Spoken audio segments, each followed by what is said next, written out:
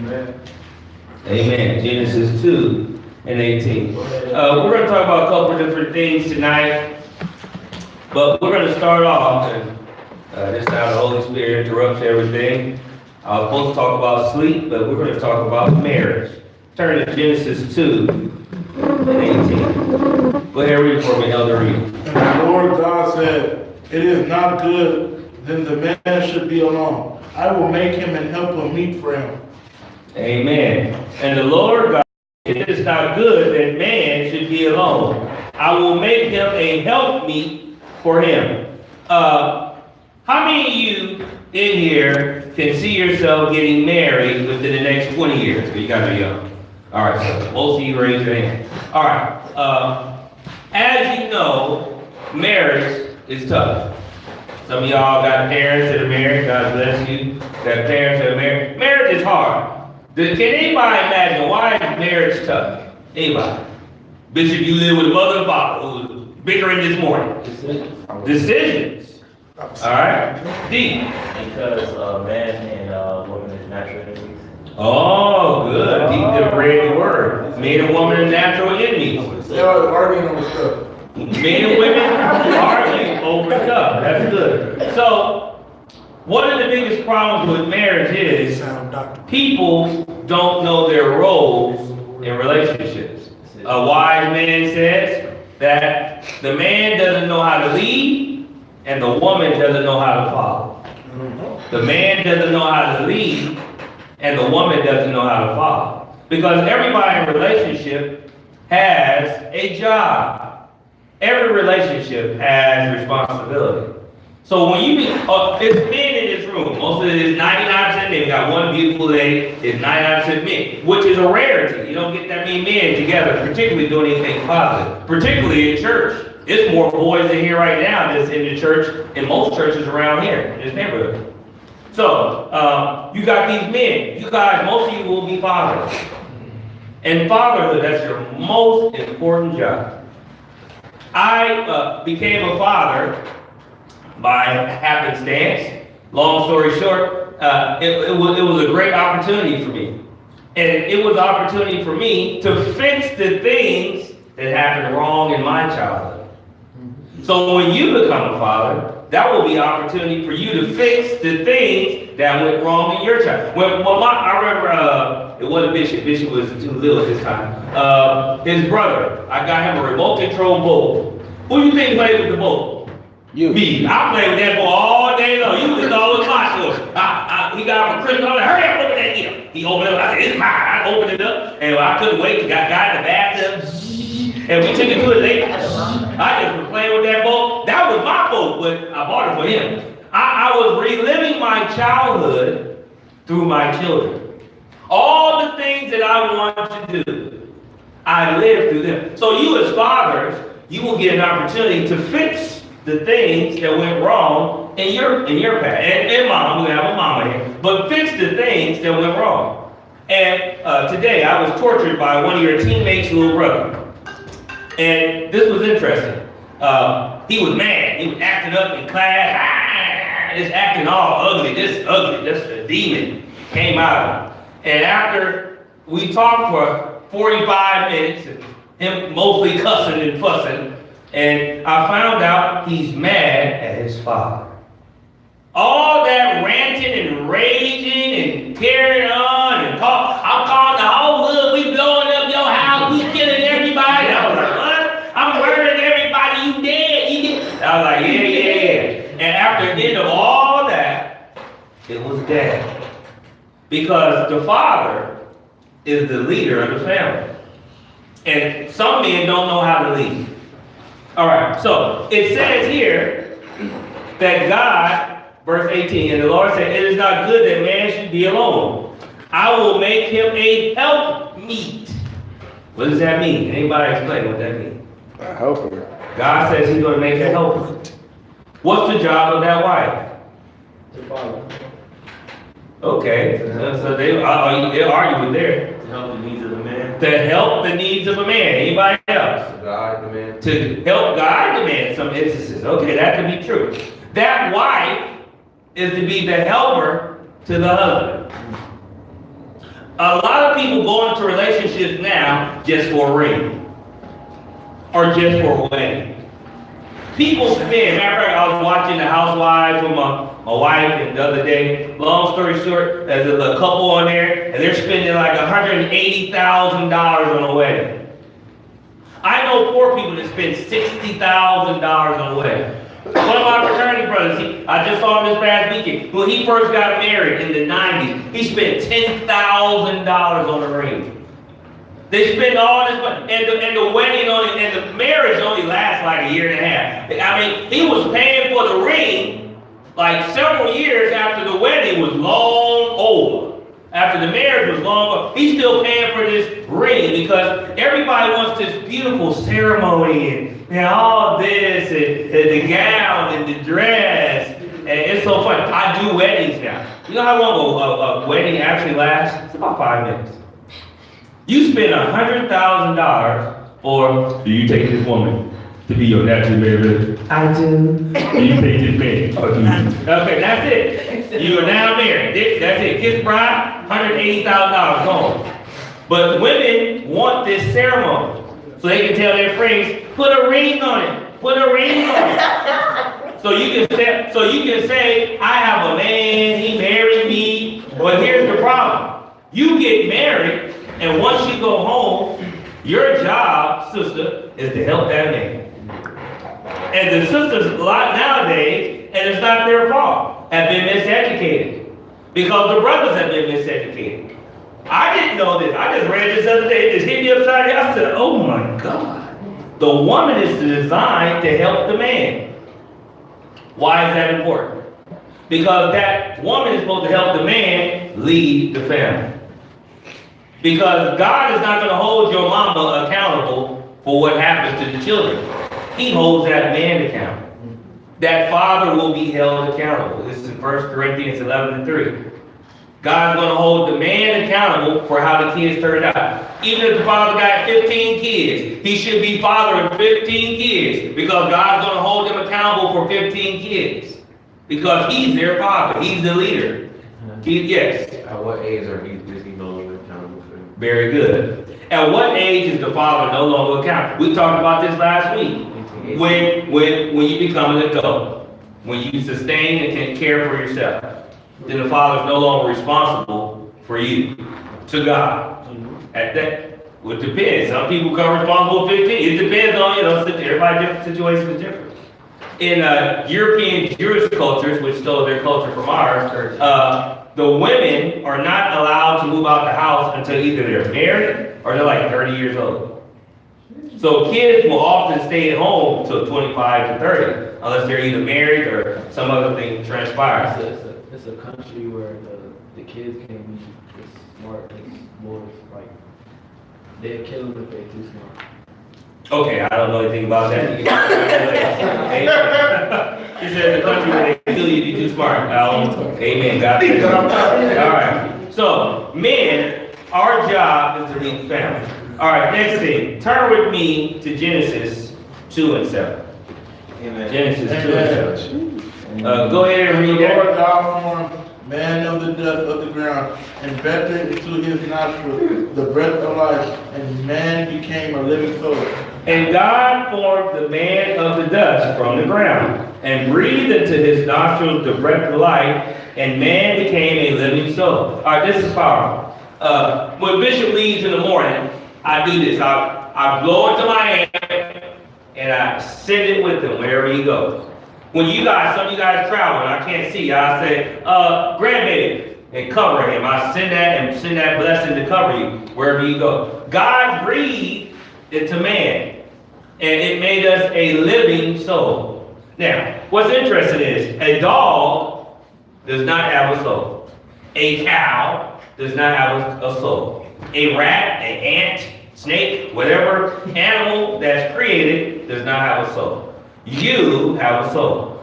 And because you have a soul, you can perceive God. What does that mean? That means you can talk to God. God don't talk to dogs. He don't talk to ants.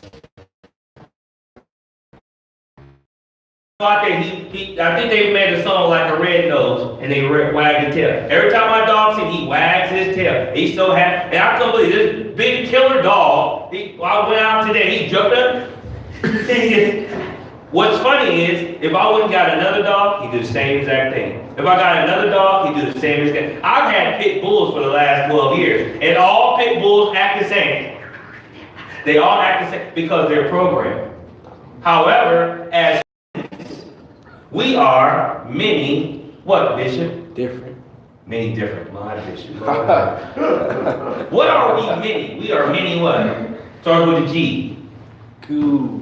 Oh, Many Go. gods. many gods. Oh, like many. I thought you said many. Many. We are many gods. Many different. Matter of fact, if you turn to Psalms 83 and 6, turn to Psalms 83 and 6, you'll see it right there in the Bible. We are many, M-I-N-I, gods. At Psalms 83 and 6. And we're gonna get off script now, but it's here in me. Psalms 83 and 6. Amen. Go ahead, read for me. The Pterodactyls of Edom, and the Ishmaelites of Moab, and the Hergadi. Keep going, read. Jeroboam and Ammon and Amalek, the Philistines, with the inhabitants of Tyre. Assur also is joined with them. They have hope in the children of God. Selah. Okay, go to Psalms 82 and 6. I had the wrong verse. Psalms 82 and 6. Amen. Go ahead, read. Psalms 82 and 6. I said you are God, you are all the sons of the Most High. Good. I have said, ye are gods, and all of ye are the sons of the Most High, and children of the Most High. God calls us gods. And he calls us gods because we are made in his image. In addition to being made in his image, he breathed into us a soul. We have a soul. And that soul allows us to communicate with God, which is powerful. Now, what's interesting? I got this email today as I was sitting at my desk. Turn to Psalms 3 and 5. Somebody get Psalms 23 and 2. So, we are miniature gods. We are built in our Father's image. We have all the powers that God has. Chapter 5. I got 23 and 2. All right. Read Psalms 3 and 5. I laid me down and slept. I awake, for the Lord sustained me. All right. That talks about sleep. We're going to talk about that in a second. It's the Psalm 3 and 5 said, I laid me down and I slept. I waked, for the Lord sustained me. All right. Somebody read Psalms 23 and 2. He makes me lie down in green pastures. He leads me beside quiet waters. He refreshes my soul. Amen. It says, yea, though I walk through the valley of the shadow of death, I will fear no evil, for thou art with me. Thy rod and thy staff, they comfort me. Then before that it says, he maketh me to lie down in green pastures. He leadeth me beside the still waters. He restored my soul. He leadeth me in the paths of righteousness for his name's sake. Next, turn with me to John. Go to the book of John. Go ahead. John, what? Go to John. And go to chapter 11, verse 11. Amen. And we're going to put this together. So John chapter 11, verse 11.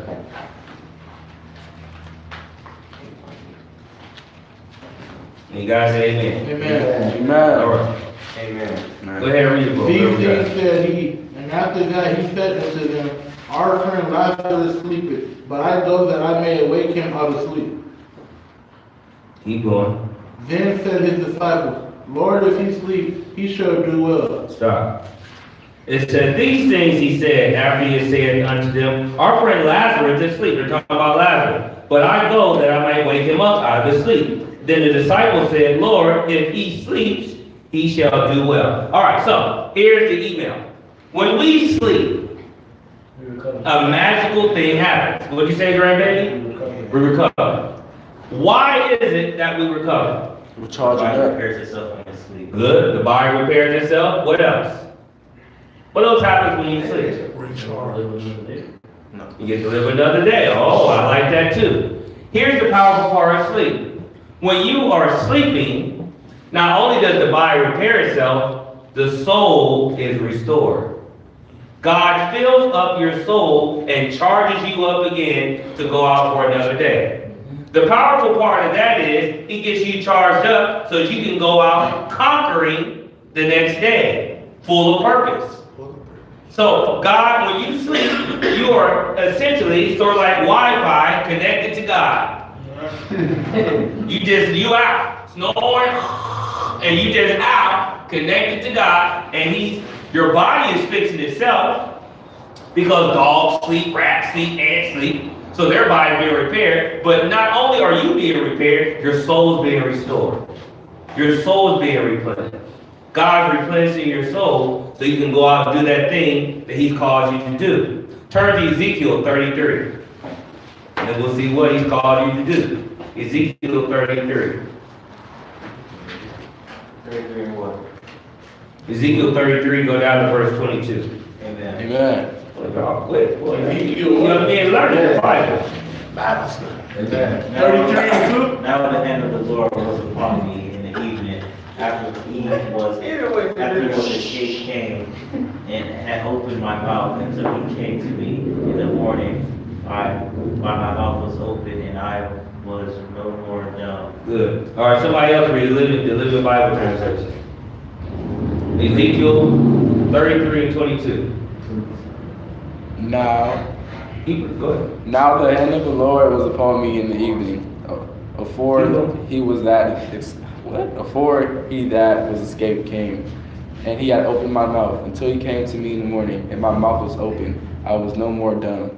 Good. And my version says, now the hand of the Lord was upon me in the previous evening, and he had healed me so that I could speak again by the time the man had arrived. This man went to sleep, and while he was asleep, he was being healed. And he was being healed so he could fulfill his purpose. So the thing is, when we sleep, we get rest. God heals if you will reveal His truth. I want you to think about that. If you will do what God has called you to do, He will keep you healthy. He will keep you strong. He will keep you moving in the right direction. If you're doing what God called you to do, He will make sure that you have everything that you need to get what you need to get done. I didn't believe that until I had that crazy, I'm talking about this every time, that motorcycle accident. It is no way that I should be standing here. When you hit a car going 90 miles per hour, that's insane. And I was thinking about it today, as I was jumping around in the classroom and doing all these things, I said, God kept me. He kept me for a reason. Had I not been fulfilling my purpose, hopefully, He might not have kept me. So there's good things in you fulfilling your purpose. Because if you fulfill your keep you. If you do what God's called you to do, God will keep you. He will keep you so that you can do what He's called you to do. All right, last thing.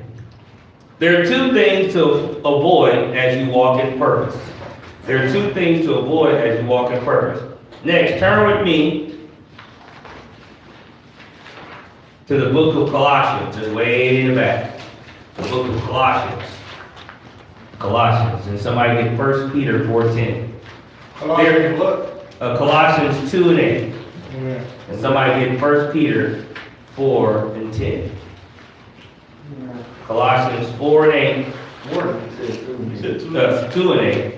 And 1 Peter 4 and 10. All right. It was a little bit irritating, but they're so hard to find, but they back there. All right, the index is your friend. All right, Colossians 4, 2 and 8. Read for me. Beware lest any man spoil you through these false philosophy and vain deceit after the tradition of men, after the rudiments of the world, and not after Christ. Good, all right.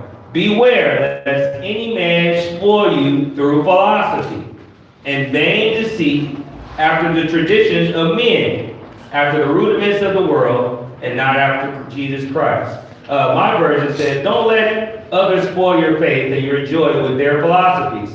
They're wrong and shallow answers built on the thoughts of men instead of what Christ Jesus has said. There are many people today, you guys have YouTube. And YouTube is sort of like Pandora's box. Anybody know what Pandora's box is? Okay, you guys don't read. But back in the day, we used to read books. So it was this story called Pandora's box. And what it was it was this magical box.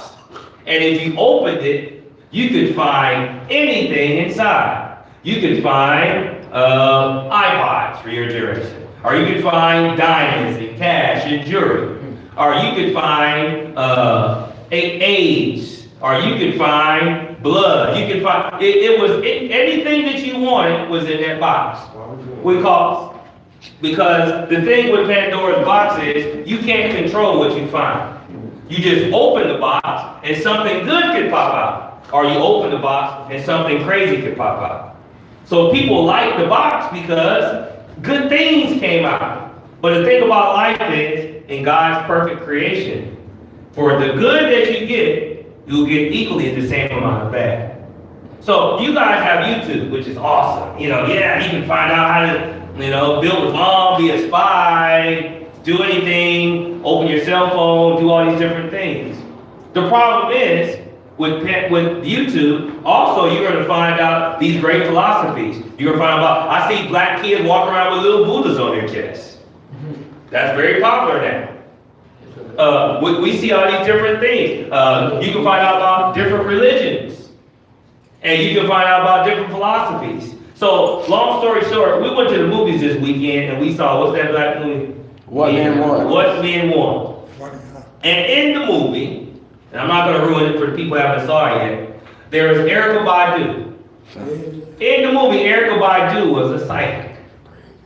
Now, does anybody know what a psychic is? First of all, how many people think psychics are real? Yes, they are real. And what a psychic does, these are people, there's some people who have this gift. They can actually talk to spirits. They can talk to dead folks. They can talk to all kind of craziness. It is real. Now, some people fake it, get on there, psychic hotline, that's foolishness. But there are some people who actually have the gift of talking to dead people and all kind of weirdness. Long story short, in the movie, this girl goes and talks to a psychic, and the psychic tells her what to do, and she learns how to speak to men or listen to men's voices. She jumped In the thoughts. She jumped teeth. Okay, thank you, Brandon. All right, so the point was, they were promoting visiting psychics. Some people will promote, we don't need God anymore. I am God. There are books out there that tells you I am God. Scientology. You got Jehovah's Witnesses. You got all kind of yoga. You got all these different things out there and different philosophies.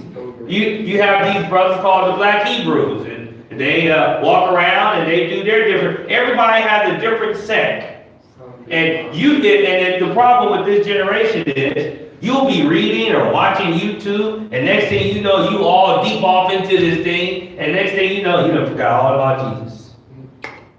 That's the biggest problem. These things, you get in there, black power. Oh, this is the white man God. Oh yeah, we're the black man God.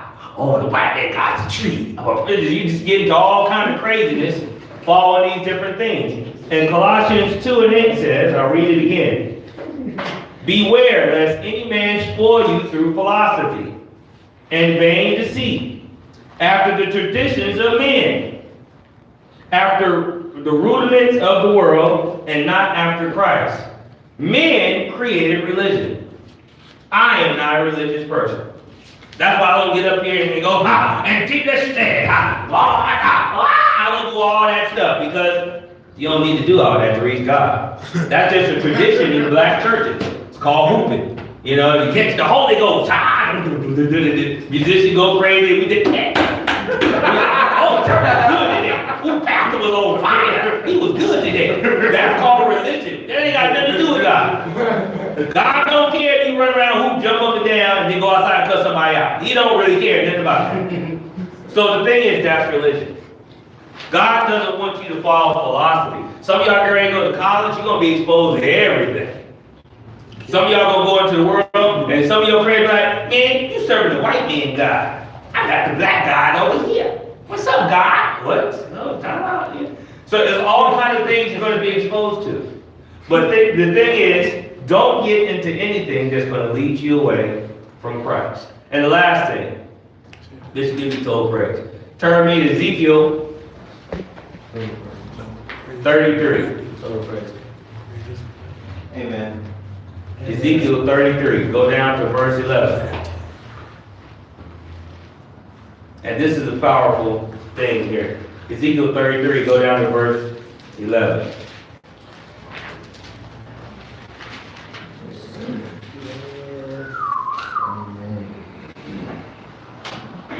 Somebody read it for me. Saying unto them, as I live, said the Lord God, I have no pleasure in the death of the wicked, but the wicked turn from his ways and live. Turn ye from your evil ways. For why will ye die, O house of Israel? My version says this. Tell them, as I live, says the Lord God, I have no pleasures in the death of the wicked. I desire that the wicked turn from their evil ways and live. So you turn from your wickedness, for why will you die, O Israel? God does not get pleasure out of watching his children die. Now, what's interesting is, why do we get in trouble and die before our time? Because we don't listen. Matter of fact, go down to Ezekiel 33 and 17. Same chapter, go down to 17. Huh? Go down to Ezekiel 33 and 17.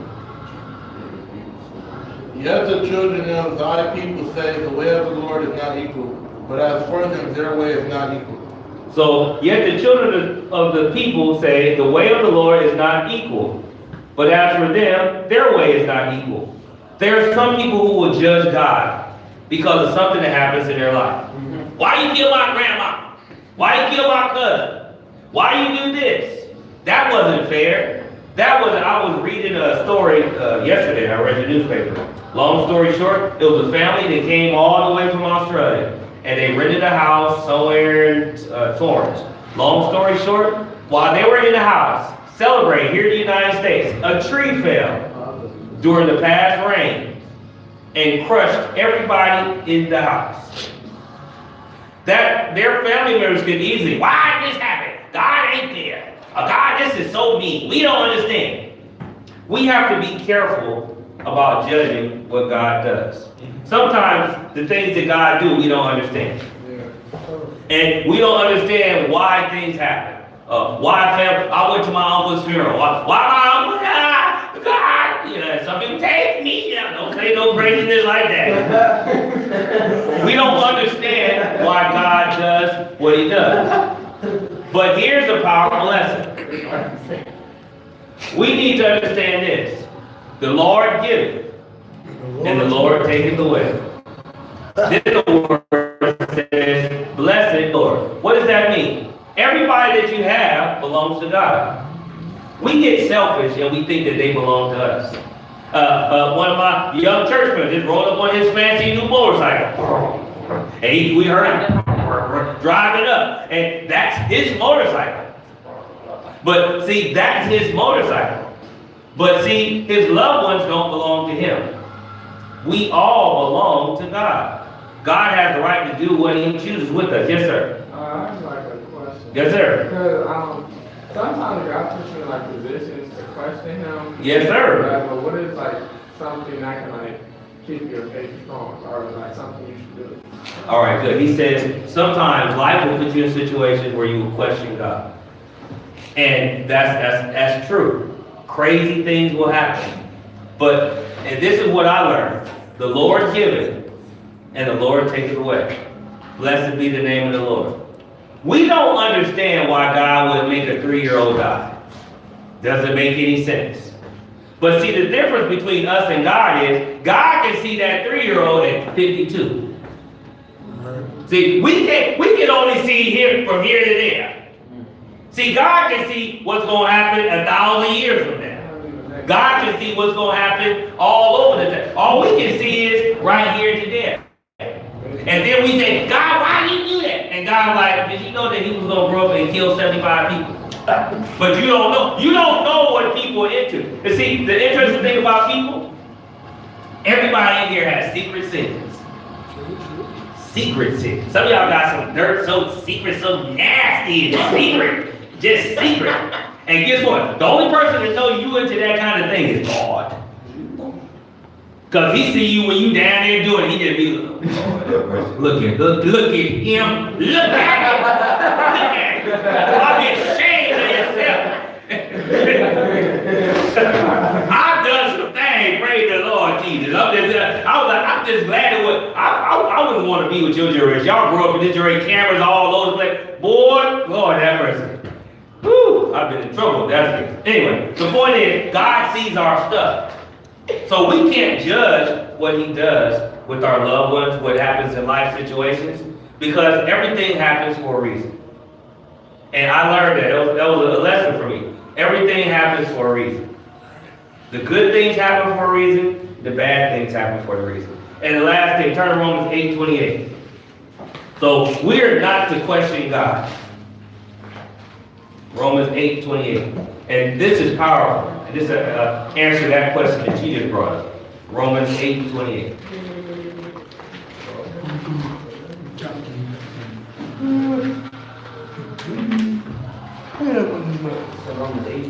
Romans 8:20 is old favorite for the Bible thumpers. Go to Acts, Romans is right after Acts. Romans 8:28. Amen. And I want to thank the Marshall family. Omega gave me a nice little card for Valentine's Day, and I guess for me and my wife's anniversary. Can we give the Marshall family a hand clap? Congratulations! You made my day, Omega. I had a rough, ugly day. You made me smile, so I'm proud of you, brother. It meant a lot to me.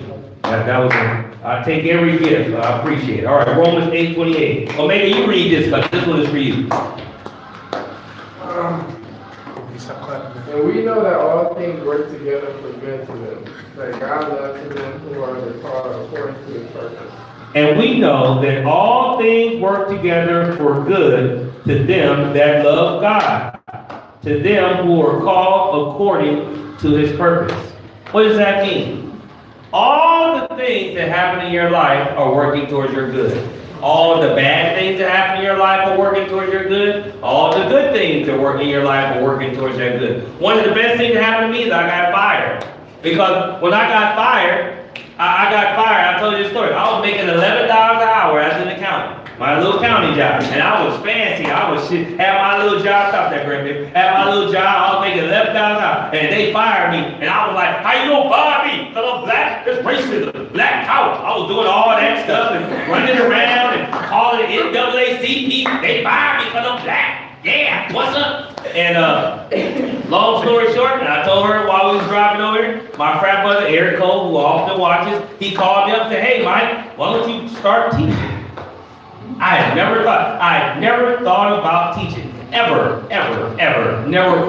thought. It was far removed. Stop that, grandbaby. Far removed. And he said, why don't you teach? I was like, huh? Kids? I was 24. What? That's crazy. He's like, man, you gotta feed your son. My son was just born. I was like, oh man. So I took the job, and I've been teaching ever since. So had I not got fired, I would stay where I was. So the thing was, everything works good. Bishop had a horrible injury. He blew out his knee. Knee gone. Yeah, literally. And he don't know this part. I cried because my son blew out his knee in a very important year of his football production. He was playing Centennial. One of the kids was bad, hit him in the knee after his play was over. And he hobbled off the field. And we went through processes to rehab and spent thousands of dollars going to different specialists and doing all kinds of treatments. And he still had to have surgery. Now at that point, he could have said, man, you did, God, my knee. You know I'm trying to get a scholarship, God. But see, the thing is, it works for the good. Because he still ended up getting the scholarship. God just said, I wanted you to learn something while your knee was blown out. I wanted you to wait and sit and wait on me. I don't want you to go through this process. So some of the bad stuff that you go through is going to be for your good. Everybody stand. So that's the hard part of life. The hard part of life is every day won't be roses, but every day won't be pain either. So sometimes we have to accept those negative things to get to the good things. Because in order for you to be victorious, you have to have some losses. Everybody that's a winner loses. We talk about Mayweather. Yeah, Mayweather's 52-0 or whatever it is. He had a few losses while he was an amateur.